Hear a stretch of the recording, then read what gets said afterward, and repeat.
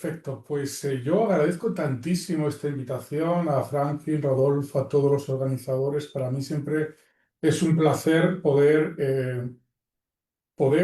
compartir ideas, ¿no? Compartir ideas con la comunidad hispana y poder juntos, atravesando el océano, poder, digamos que, eh, ser capaces de llegar a consensos y tener una visión del futuro compartida, que yo creo que es importante y por eso es un honor estar aquí.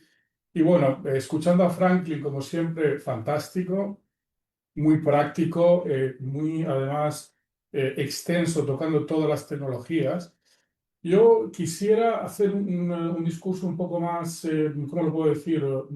Como hablamos de derechos constitucionales, de principios, de valores, un discurso que sea un poco más alto a nivel de speech más filosófico, porque creo que el problema que estamos afrontando ahora mismo es efectivamente es hacia dónde vamos, hacia dónde nos dirigimos desde un punto de vista de cómo estas tecnologías pueden mutar, cambiar, crear conflictos incluso entre distintos derechos constitucionales. Hago un ejemplo súper simple, ¿no? El hecho de utilizar una cámara para reconocer potenciales atentados terroristas en un estadio de fútbol podría perfectamente impactar en el derecho a la privacidad. Y tenemos el derecho a la privacidad, el derecho a la seguridad, que son dos derechos legítimos y que de alguna forma hay que equilibrar, ¿no? Y es la tecnología, ¿no?, la que nos obliga a hacernos la pregunta sobre qué debe prevalecer, cómo generar un juicio de proporcionalidad. Y hablo igual con el derecho a la salud. El derecho a la salud, ahora estamos ante una gran oportunidad desde el punto de vista de poder utilizar la inteligencia artificial para mejorar nuestra salud, para hacer medicina proactiva, preventiva. Quien podrá tener una diabetes en 15 años, poder avisarle para que cambie hábitos y pueda no desarrollar esa enfermedad en 15 años porque ya el médico le ha avisado. Bueno, todo eso requiere, evidentemente, de entrar, ¿no?, en otros derechos fundamentales, como es el de la protección de datos, el de la privacidad, y efectivamente estamos siempre ahí en una cuestión que no es tanto operativa de cómo lo hacemos, sino de qué queremos hacer. ¿Qué queremos hacer y cómo hacer que estas tecnologías sirvan para, como ha explicado Franklin muy bien, utilizando y Rodolfo la palabra antropocentrismo, que es una palabra que yo prefiero mucho más que el human-centric, que me parece que es de un report de una Big Four. Y efectivamente el antropocentrismo es una palabra que se utiliza de forma textual en la normativa, en la implementación de la normativa de inteligencia artificial en Italia. Se utiliza esta palabra es esencial, porque al final tenemos que partir con lo que es las bases, los principios del Renacimiento, que el hombre al final es la medida de todo y no la tecnología que en una manera o en otra nos pueda cosificar. Entonces yo voy a, un poco, desde un punto de vista, no quiero ser ordenado, quiero crear juicio crítico en ustedes, quiero que reflexionen, quiero que las cuestiones que yo pueda compartir les hagan dudar, les hagan tener una reflexión u otra, y por eso quiero, pues eso, modalidad un poco brainstorming, hablar de la importancia, ¿no?, en este mundo de tecnología, donde parece que la realidad se convierte en imaginación, ya no sabemos lo que es verdad o es mentira. Si el problema, es decir, empezar a analizar que hay derechos que no existen hoy, como el derecho banalmente a la realidad, que nunca nos hemos cuestionado que sea un derecho, porque vivimos en la realidad. Salimos de casa, vemos los coches, hablamos con la gente que es real, pero siempre más en un mundo que se duplica con el gemelo digital, con las fake news, con el uso de la inteligencia artificial para modificar la realidad. Parece que una cosa que dábamos por descontada comienza a ser importante, el derecho a la realidad. Porque además, si todo es falso, nuestro logos colapsa completamente, ¿no? Otra idea que, de forma desordenada, porque quiero que al final ustedes pongan todo junto, es la idea de las agencias de supervisión algorítmica. Es decir, ¿quién está controlando los algoritmos? Al final los algoritmos son leyes, ¿no? pero las leyes se dictan en el Parlamento después de un proceso democrático. Sí, obviamente han sido dictadas por un país democrático, pero tiene que haber un consenso, una transparencia para publicar la ley, para conocerla. Pero los algoritmos, ¿quién es el ente, sobre todo no a nivel local, diría también supranacional, que se puede encargar de certificar, auditar, sancionar todos estos algoritmos y entender que efectivamente esas reglas, que en algunos casos son reglas escondidas, que no son transparentes, pero que pueden vulnerar derechos fundamentales, han sido auditadas? Em, ¿Qué más cosas son importantes? Otro problema que tenemos grave, ¿no? Cuando hablamos de derechos constitucionales, es qué sucede cuando la constitución de un país no es capaz, o la legislación de un país no es capaz de abatir determinadas plataformas que tienen un impacto supranacional. Hablo de las Big Tech que todos conocemos, que tienen sus términos y condiciones, que tienen su propia república legislativa y sancionatoria, y que pueden efectivamente escapar a ese control constitucional. Y nos tendríamos que hacer también preguntas si estas plataformas están efectivamente ocupando territorio asimilable a la res pública, a la cosa pública, o si en realidad están en un territorio de derecho privado donde el derecho público no tendría que entrometerse.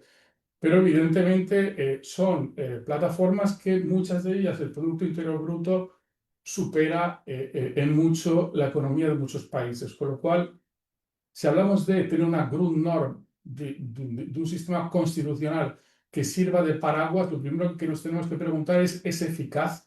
¿Cómo podemos evitar estas situaciones que existen hoy?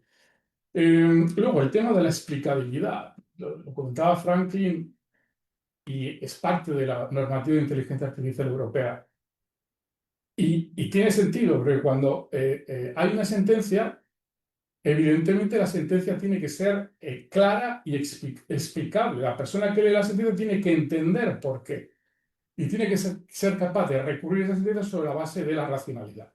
De nuevo, cuando hablamos de algoritmos, nos enfrentamos al problema de la explicabilidad. Los técnicos nos hablan de estas black boxes, de que efectivamente no es del todo posible al 100% entender por qué un sistema de inteligencia artificial ha tomado una decisión o ha tomado otra. Pero en cualquier caso, tenemos que los seres humanos, si queremos que efectivamente el algoritmo no nos atropelle, tomar decisiones y entender si un algoritmo no es capaz desde un punto de vista racional, entender por qué toma una decisión u otra. Quizá ese algoritmo no debe existir para tomar decisiones que puedan impactar en los derechos fundamentales. No digo que no pueda existir para hacer el control de una autopista o para, digamos que, eficientar lo que son cosas. Pero tenemos que entender cuándo impacta el algoritmo en el ser humano, cuándo impacta en un ámbito que no es humano. Y aunque no sea posible llegar al tema de la explicabilidad, al menos tenemos que tener una justificación racional y humana de por qué esa decisión ha sido tomada y si es justa o es injusta, ¿no? Entonces, yo no diría que el diseño deba ser siempre... luego hablamos del Human on the Loop, ¿no? También lo ha comentado Franklin, pero también es muy challenging el tema del Human on the Loop. Evidentemente, un médico, un abogado que utilice inteligencia artificial va a tener siempre que tener la última palabra para poder decidir con criterio humano qué decisión tomar y analizar si los datos que se extraen de la inteligencia artificial son correctos o no. Pero en muchas ocasiones, pensar en el trading algorítmico, pensar en situaciones donde la concatenación de acciones de la inteligencia artificial haga que sea casi imposible tener una persona en medio que pueda decidir si lo que está diciendo ese algoritmo está bien o está mal. Entonces, digamos que son retos que tenemos que enfrentar, porque evidentemente la normativa nos habla del human oversight, del human on the loop, de la necesidad de que el ser humano controle la decisión algorítmica, pero tenemos que estar muy vigilantes y entender si esto va a ser siempre posible y si no lo es, qué hacer. Em, ¿Por qué os hablo de todo esto? Porque yo hoy la tesis, digamos, que quiero centrar es provocadora, pero quizá necesaria, que la IA no representa un desafío incremental para nuestros marcos de derechos humanos. Lo que representa es una crisis de paradigma, porque no estamos en un problema de aplicación de la ley. Estamos en realidad en una crisis de fundamentación del derecho sobre la base de todos estos cambios de paradigma que hemos hablado. Y me gustaría continuar retratando un hecho histórico. En el 61, Hannah Arendt, una filósofa, asistió al juicio de Adolf Eichmann en Jerusalén. Adolf Eichmann, si no lo saben, era un oficial de las SS, un nazi que fue capturado en Argentina para ser juzgado en Israel en el 61. Y ella lo que esperaba era encontrar un monstruo, ¿no? La encarnación del mal radical. Y lo que encontró en cambio fue algo infinitamente mucho más aterrador porque encontró un burócrata. Encontró un hombre mediocre que era incapaz de tener ningún tipo de pensamiento crítico. Un hombre cuya única facultad era la obediencia, la adhesión infalible a la norma, ¿no? De hecho, Eichmann, nos dijo Arendt, padecía de esa incapacidad de pensar. No es que fuera un estúpido, era simplemente que su pensamiento se había rendido a la lógica de un sistema, ¿no? El resultado fue lo que ella denominó, que luego fue muy criticada, la banalidad del mal. Entonces, ¿por qué les cuento todo esto? Les cuento todo esto porque el peligro del sistema algorítmico, y lo hemos visto con libros, el lenguaje del Tercer Reich es un libro que les recomiendo porque efectivamente el problema es diseñar a un burócrata, es decir, que el algoritmo se convierta en un burócrata sin rostro, sin ideología, sin ningún tipo de empatía humana y que sea capaz de no hacernos tener ese pensamiento crítico para poder tomar decisiones y entender si lo que está sucediendo a nivel tecnológico es correcto o incorrecto. Yo les hago un ejemplo banal, ¿no? Un ejemplo banal es el hecho de decir, yo veo, por ejemplo, que estamos con también nuestros propios hábitos cambiando esos derechos que queremos proteger, ¿no? Partiendo de la privacidad. Cuando alguien sube la foto de un amigo en OpenAI porque quiere hacer una caricatura, todo será muy divertido, pero es ilegal subir o compartir en un sistema, en un LLM, un derecho de la personalidad como la imagen, sin saber dónde va a terminar esa imagen. Y estamos en una sociedad de lo efímero, ¿no? Del imperio de lo efímero, de rendir pleitesía a la eficiencia, que es un gran problema, porque efectivamente ya no nos medimos con otro ser humano con el cual competimos, nos medimos con un algoritmo que siempre va a ser mucho más rápido que nosotros. Entonces, ¿cómo poner freno a todo eso? Efectivamente es con principios, valores, derechos fundamentales, porque efectivamente... ¿Cómo se lo puedo explicar? El algoritmo en realidad no debe operar como un soberano. Y aquí mento al constitucionalista Carl Smith que hablaba de la teoría de la excepción, ¿no? En la informática, una excepción es un evento que interrumpe el flujo normal de un programa, ¿no? En la política algorítmica, ¿qué es la excepción? Pues, por ejemplo, el algoritmo de seguridad decide quién es una amenaza y decide que hay una excepción al flujo normal de la ciudadanía, o un algoritmo de moderación en una red social decide que el discurso es inaceptable y hace una excepción a la libertad de expresión. Entonces, como ven, no estamos hablando solo de normas, estamos hablando de normas que se autoejecutan. Y ahí me conecto con la idea de smart contract que ha lanzado nuestro amigo Franklin, porque no es solamente un contenido normativo, es un contenido que se autoejecuta. Cuando nosotros vamos a un procedimiento judicial, la sentencia no se autoejecuta. Si el demandado se ha perdido el juicio, pierde y decide no cumplir la sentencia, tenemos que abrir un proceso de ejecución, pero con la realidad algorítmica no es así. Entonces, ¿el peligro cuál es? El peligro es que Si hemos pasado de un sistema napoleónico, que el Código Civil napoleónico lo que trataba era crear normativas para poder, es decir, es el software jurídico de la modernidad, el Código de Napoleón, ¿no? Una herramienta que trajo estos ideales filosóficos abstractos de la Ilustración para crear derechos subjetivos nuevos, la protección de la propiedad, la igualdad ante la ley, todo ello para desterrar el privilegio feudal, el absolutismo, el despotismo ilustrado y todo lo demás. El problema es que ahora tenemos que hackear ese código de Napoleón para adaptarlo a la nueva realidad tecnológica. Es decir, como decían en el Gato Pardo, si queremos que todo siga igual, tenemos que cambiar las cosas, porque no basta hacer lo mismo.